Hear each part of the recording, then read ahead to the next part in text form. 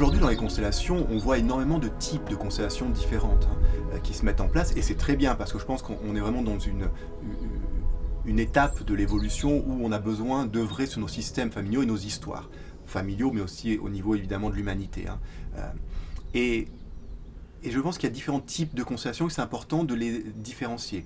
Il y a les constellations plus psychologiques, où là, il va y avoir un travail de conscientisation de ce qui est, et pour moi, c'est un travail psychologique, et qui est un très bon moyen pour certaines personnes de comprendre ce qui se passe. Cette première étape de conscientisation et plus psychologique se fait lors de la préparation de la constellation, où on va rentrer dans l'histoire familiale, dans l'arbre généalogique, et là on est vraiment, on va dire, un peu plus dans l'analyse des choses. Puis la deuxième étape, on laisse cette analyse de côté, elle va nous servir, mais on n'en a plus besoin. C'est-à-dire qu'on va vraiment rentrer en lien avec le grand champ de l'histoire familiale de la personne, et c'est ce champ et cette histoire qui va un peu nous guider.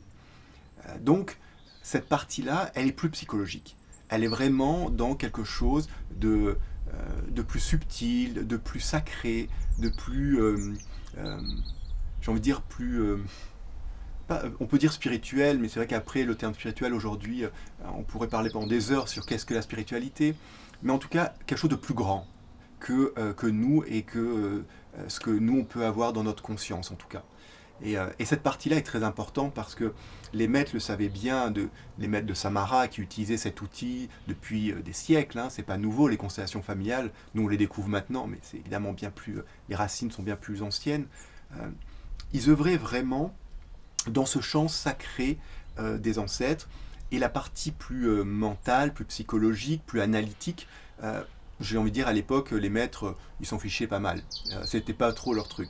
Nous, on a ramené cette partie-là parce qu'on a besoin de comprendre, on a besoin d'analyser, on a besoin peut-être aussi de se rassurer sur qu'est-ce qu'on est en train de faire et comment je peux moi l'intégrer dans ce que je vis au quotidien.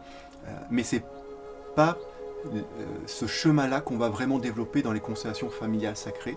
C'est une première étape. Mais l'autre étape nous intéresse beaucoup plus.